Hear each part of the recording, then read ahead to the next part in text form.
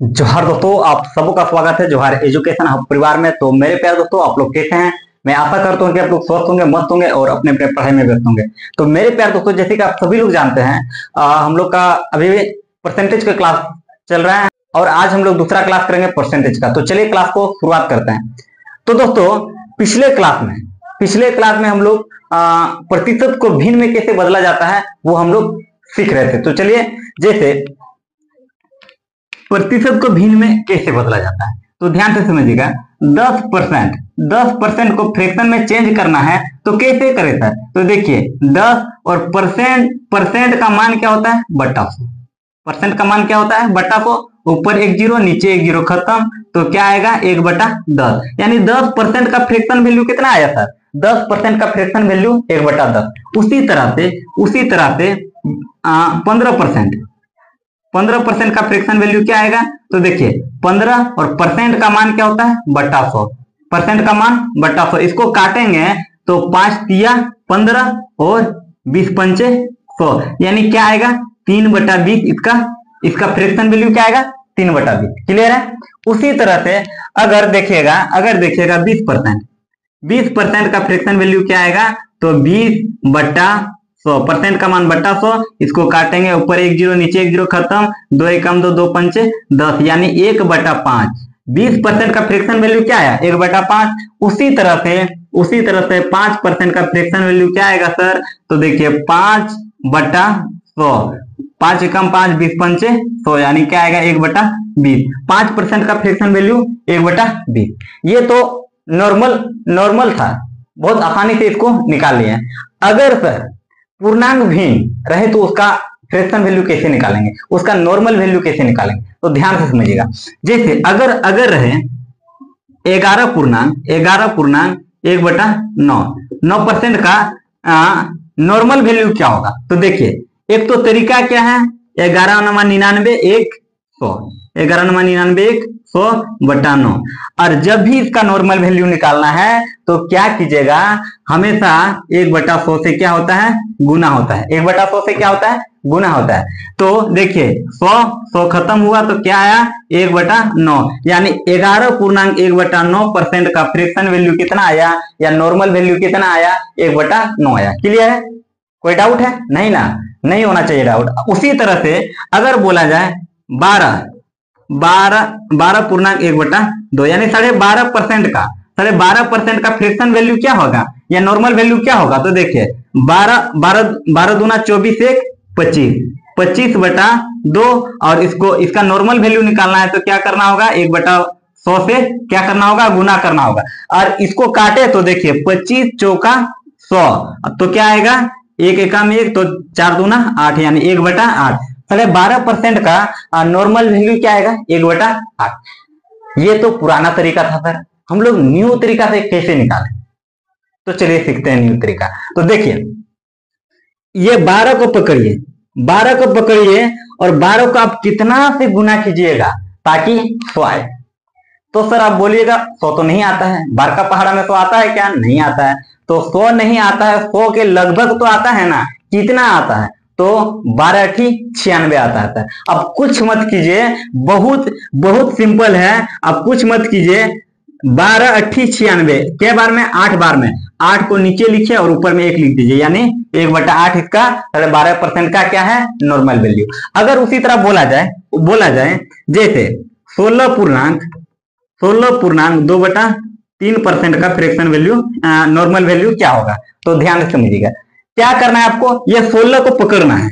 अब 16 को पकड़िए और 16 को आप कितना से गुना कीजिएगा ताकि 100 आए? तो आप बोलिएगा सर 16 को कितना से गुना करने पर 100 आएगा? तो बोलिएगा 100 तो नहीं आता है सर। तो 100 के लगभग आता है ना सर। कितना आता है? 96। 16×6 96, 16×7 112, वो ज्यादा हो जा रहा है। 16×6 96, कुछ मत कीजिए, कितना आया? 6 बार में 96 आया। तो कुछ मत कीजिए, बट्टा में 6 लिखिए और ऊपर में 1 लिख दीजिए, यानी 1/6। 16.2/3% का नॉर्मल वैल्यू क्या है? 1/6। बात है समझ में? उसी तरह से 14.2/7 2/7 का इसका नॉर्मल वैल्यू क्या होगा? तो देखिए, 14 को पकड़िए, 14×7 98, 14 सत्ते 98, कुछ मत कीजिए, बट्टा में 7 लिखिए, ऊपर में 1 लिख दीजिए, यानी 14.2/7% का नॉर्मल वैल्यू क्या होगा 1/। बात आया समझ में? क्लियर है यहाँ तक? किसी को कोई डाउट नहीं होना चाहिए। ये आपको याद रखना बहुत जरूरी है, और ये आप लोग समझ गए तो बहुत आसानी से निकाल सकते हैं, लेकिन ये आपका जुबान में होना चाहिए, ताकि बहुत आसानी से आप परसेंटेज को सॉल्व कर सकते हैं। तो चलिए अब क्वेश्चन पे आते हैं। जैसे क्वेश्चन को ध्यान दीजिएगा, यहाँ पे अगर बोला जाए 500 का 10% क्या होगा, 10% क्या होगा? तो ध्यान से देखिएगा, 500 का 10%, तो क्या करेंगे सर? 500 का मतलब क्या होता है? गुना, और 10% का नॉर्मल वैल्यू क्या होता है? 1/10। 1/10 होता है कि नहीं? 10% का फ्रैक्शन वैल्यू 1/10। अगर इसको आप ऐसा नहीं बनाते हैं तो क्या कुछ मत कीजिए, 10 को लिखिए और परसेंट का मान क्या होता है? बटा 100। क्लियर है? क्लियर है। और इसको काटेंगे तो 1/10 ही आएगा। तो देखिए 1 0 1 0 खत्म, 1 0 1 0 खत्म। इसका कितना आया? 500 का 10% कितना आया? 50। और ये आपका क्या है? आंसर है। ये तो आप लोग जानते हैं सर। यूनिक हम लोग क्या सीखने वाले हैं? तो ध्यान से देखिएगा, आज हम लोग थोड़ा यूनिक सीखने वाले हैं। देखिए अगर बोला जाए 500 का 10% बराबर व्हाट, क्या होगा? तो कुछ मत कीजिए, 10% बोला है तो पीछे से 1 0 के बाद दशमलव बिठा दीजिए। अगर 10% बोला है तो पीछे से 1 0 के बाद दशमलव बिठा दीजिए, तो कितना आया? 50। और 50 आपका 500 का 10% कितना है? 50। बात आया समझ में? नहीं आया समझ में? देखिए जैसे इसको ऐसे भी बना सकते हैं, जैसे 500 है और गुना 10%। परसेंट का मान क्या होता है? बटा 100। 2 0 इसमें तो 2 0 इसमें कटेगा, परसेंट को हटा दिए, 2 0 इधर काट दिए, 10 से 50। ये भी एक तरीका है, लेकिन सर यहाँ 500 है, इसमें डबल 0 है, इसलिए ये बहुत आसान है। अगर नहीं रहता तो क्या करते हैं? तो दिक्कत होता। इसीलिए देखिए कुछ मत कीजिए, 10% बोलेगा ना तो पीछे से 1 अंक के बाद दशमलव बिठा दीजिए, कोई डाउट नहीं। अगर 1% बोलता ना, अगर 1% बोलता 500 का 1% बोलता तो क्या करते हैं? तो इसको कुछ मत कीजिए, पीछे से 2 अंक के बाद दशमलव बिठा दीजिए, पीछे से 2 अंक के बाद दशमलव, यानी 500 का 1% कितना होगा? 5। और इसको निकालेंगे तो देखिए 500 का 1% का मान क्या होता है? बटा 100। 2 0 खत्म, 5 एकम 5, क्या आया? 500 का 1% कितना आया? 5 आया। बात आया समझ में? कोई डाउट है यहाँ तक? नहीं होना चाहिए। अब देखिएगा उसी तरह से अगर बोला जाए यहाँ पे ध्यान से देखिए, अगर बोला जाए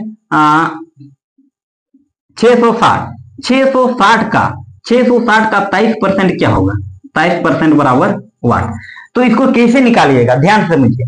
इसका 10% कितना होगा सर? 66। एकदम शॉर्ट तरीका बताता हूं। इसका 10% क्या होगा? 66। और यहाँ पे बोल कितना रहा है? 23%। तो 10% 66, तो 20% क्या होगा? 20% कितना होगा? तो 60 दूना 120 और 6 दूना 12, यानी कितना होगा? 132। इसका 660 का 20% कितना होगा? 132 होगा। ठीक, और 3% है ना, तो इसका 660 का 1% कितना होगा? देखिए इसका 1% कितना होगा? 6.60 कितना होगा? 60। और 3% बोल रहा है, 3% तो कितना होगा? 6 तिया 18, यानी 6 तिया 18 और 6 तिया 18, 6 तिया 18, इसका क्या बोले? 3%। देखिए 1% इतना, तो 3% कितना होगा? तो 3 से गुना कर दीजिए। देखिए 6 तिया 18 का 8 हासिल 1 और 6 तिया 18 और 1 19, यानी 19 दशमलव कितना आएगा? 8। तो इस 19.8 को इसमें जोड़ दीजिए। किसमें? 132 में। 132 में 19.8 को जोड़ दीजिए, तो देखिए 8 का 8, 9 2 11 का 1 हासिल 1 और 3 और 1 4 और 1 5, यानी कितना आएगा? 151.8। तो इसका आंसर क्या होगा? 151.8। ये रहा आपका आंसर। तो मैं आशा करता हूं कि ये वीडियो आप लोगों को पसंद आया होगा, और वीडियो पसंद आया होगा तो वीडियो को लाइक एवं शेयर ज्यादा से ज्यादा कीजिएगा, और चैनल में आप लोग अभी तक नए हैं तो चैनल को सब्सक्राइब जरूर कीजिएगा। इसी तरह का वीडियो आप लोगों के बीच लाने का मैं जोरदार चेष्टा करूंगा। तो चलिए नेक्स्ट वीडियो में मिलते हैं, तब तक के लिए जय हिंद जय भारत।